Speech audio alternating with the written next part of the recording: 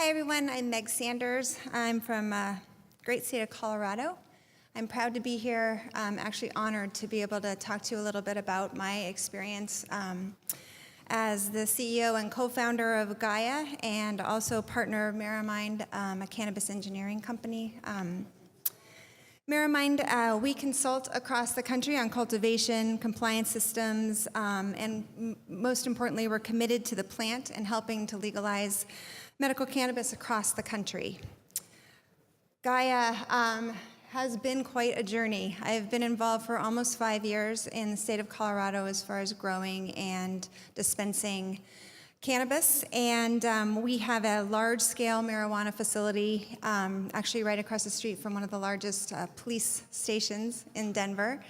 It's approximately an acre, and there's actually some great information about our grow in the latest issue of High Times magazine. It's something we're very, very proud of. We have 3 medical dispensaries and 1 recreational dispensary, as well as an infused product license. I can tell you proudly, but also honestly, that this experience in Colorado, going through a highly regulated state, is a knockdown, drag out almost every day. And there was rules and regs done just today that I've been IMing and emailing and on the phone trying to manage from here. And it's just something you can expect in a highly regulated new industry where often you're dealing with a lot of fear. So with that said, let me hopefully help you a bit by giving you a few keys that might make your journey into this new industry a little easier. The first thing that we want to touch on is define your community. So in Colorado, we have obviously state regulation. We also have local regulation. We have regulators at each of those levels that come and inspect us. We have our patients and the culture of our patients. We have businesses and nonprofits, investors, and media. All of your communities need to be understood and treated and interacted with accordingly, and it's your job to link all of these communities together. Understand them, know that different parts of Florida differ greatly, so your approach is going to need to be different.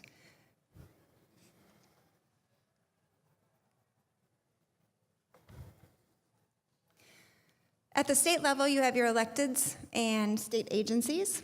Get involved early. Know your supporters and opposition, work for businesses and patients, know your facts, know what you want, and have a plan. Your biggest job with all of these important people and important communities is to educate them. They don't know anything about this. They have a lot of assumptions. It's your job to make sure that you educate them about the safe and responsible way to participate in this industry and that you're there to be their partner. It's very, very important to do that. We've come up against every argument, answered every possible question. Help them understand how this industry works. With the locals, your electeds and the departments, be the first contact. They're fearful. They don't know anything about this either. So between the elected officials, the mayors, city council members, zoning and building department, which by the way could be your biggest stumbling block in Colorado, the building department is probably one of our most challenging people that we associate with on a fairly regular basis. The zoning department as well. The fire department, make them your friend. And what I mean by that is generally their experience with grows in cannabis are the worst of the worst. It's, it's illegal grows that you don't even know what they probably see on a regular basis. So make sure that they understand you're professional, you're following codes, you're following the rules, and you know how to do it well. Same thing with public health and same thing with police. We partner with them all the time. We're actually some of the narcotics officers use our facility for training and educating new officers, so they know what a professional organization looks like compared to an illegal operation.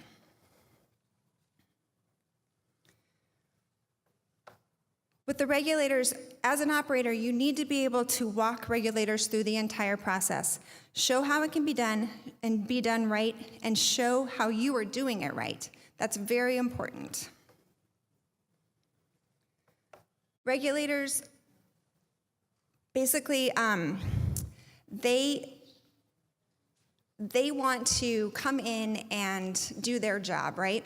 But until they've actually visited a grow facility, they don't really understand their job. So know them before they regulate you.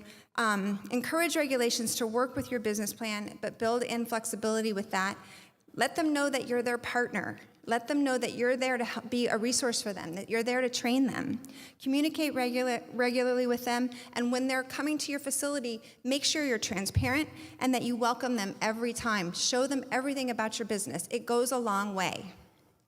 Know their goals, know their agendas, and understand their outside influences. It's very important.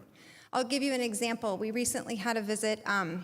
The state regulators, the city of Denver, as well as the police department are checking up on all paperwork with associated grows and dispensaries. And so they came to our grow, knocked on the door, we walked in, badges and guns, and you're just like, okay, what's this all about? And they were explaining what they were doing, and we walked them through our licenses and everything, and it checked out with all their paperwork. And then I said, hey, how many grows have you guys been to? And they're like, oh yeah, we see grows all the time. And I'm like, I'm thinking you probably have never seen a grow like ours. Do you want to take a tour? And they were so excited. They ended up spending 2 hours walking through every aspect of our grow, talking with our grower, asking if their grower could come to each of their offices and train their partners. I mean, it was the most exciting, interesting visit. It was amazing. So it's just another way you can partner. Patients and culture. Respect the patients, respect the medicine, and respect the culture.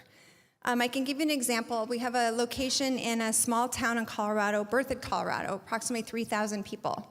And there was an organization that about 2 years ago tried to ban medical cannabis in Berthoud.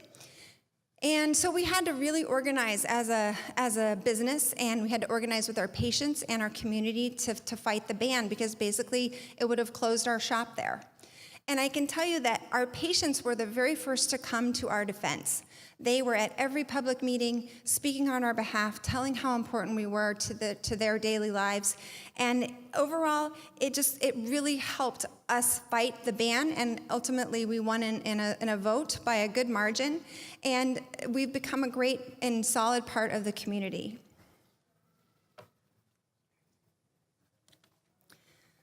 I can tell you that happy customers are your strongest allies on multiple fronts. Have high quality, consistent flowers. That's very important. Have a large genetic base. Be able to help everyone that needs your help by offering various strains. A variety of products as well. Not everyone wants to do edibles. Not everyone wants to do tinctures. Not everyone wants to smoke flower. Having a variety is important.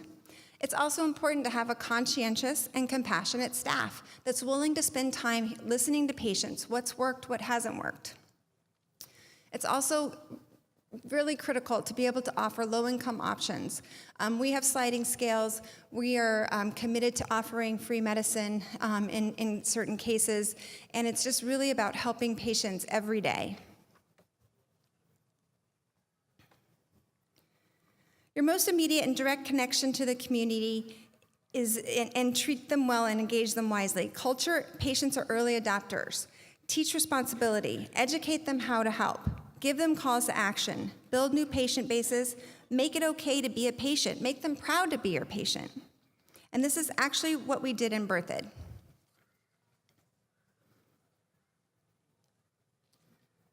Here's an example of culture advertising, where you have pictures of bud, pictures of winning awards, where we've basically supported various sponsorships, music, etc. And then here's an example of a new patient-based advertising, where we're really going after more of a broader crowd. As you know, in Colorado, we have a recreational side of our business now, and we're kind of educating the general population about ways that they can use cannabis responsibly. It's interesting, based on our new advertising concept, actually, we were reached out to by the Denver Business Journal, who's never allowed cannabis advertising ever in their magazine to be considered as an advertiser. And also Front Porch Magazine, which is a local newspaper, and the same thing. They were really excited to have a different approach to reaching customers and reaching patients. Some more examples of how we help our patients to be proud to be with us.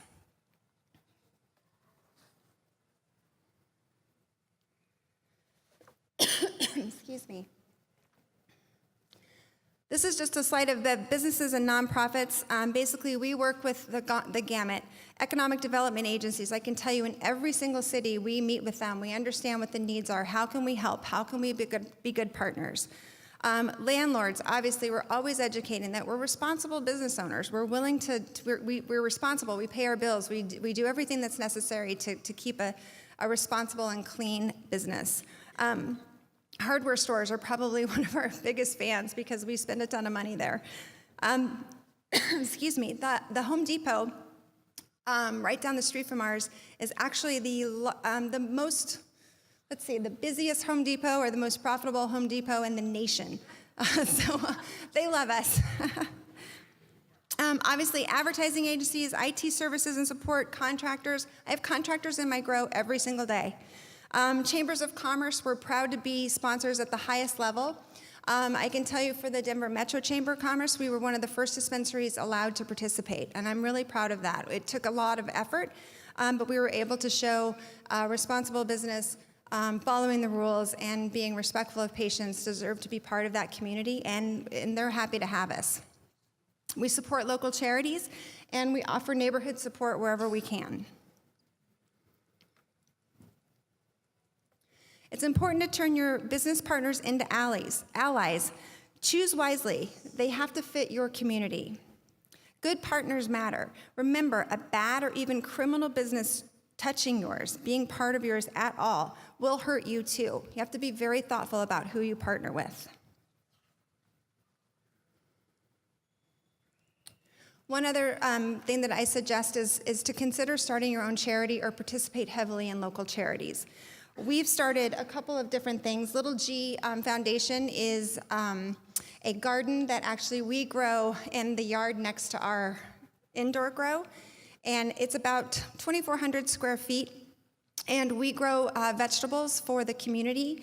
We also offer those to our employees. So it's been a great project. I'm really proud of it. And the other thing that we are starting this year is actually working with Wounded Warriors and teaching them to garden and then building accessible gardens at their homes. The Edipure Foundation for Hope is specifically about supporting high CBD medication and making sure that people that need it have access to it. And it's something that we're just starting on, and we're really, really proud of this one as well. Investor community. It's important that you understand that your current investors are going to need to be identified. In almost every state application I've seen, you have to identify investors as owners. And believe me, you need to understand their background, what their core strengths are, who do they know, what do they bring to the table. Dumb money isn't as good as smart money. Look for smart money. It's important.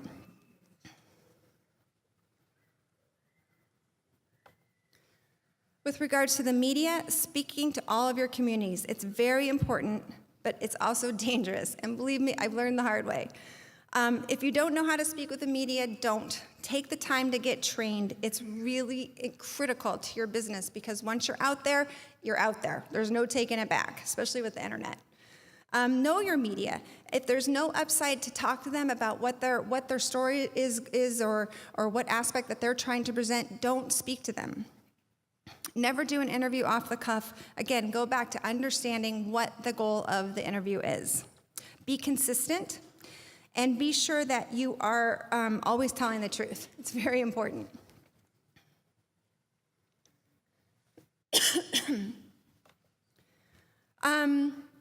National messaging, it's happening all the time. I can just promise you that if you're in this business and your name is on an application or your name is on a license, that's public information. You can expect a knock on your door anytime. This is the business that we're in. With limited distribution, specialize your message. On the left, we've got more culture-related, and on the right, we have more national-related, where you might address political information, and be sure that you're specializing your message for both. Basically, I just want to reiterate, know your communities, know the benefits your business brings to each community, and be sure to share it with everyone that you can. Wrap community benefits around your company. Wrap your company around community benefits. Identify and create allies. Use consistent and professional and well-planned communication. And tell the truth. I think you guys have all seen the press on as far as applications in recent states that have gone public. Believe me, it's not worth it. Tell the truth, represent yourself honestly, and it won't come back to bite you. And that's it. Thank you so much for your time.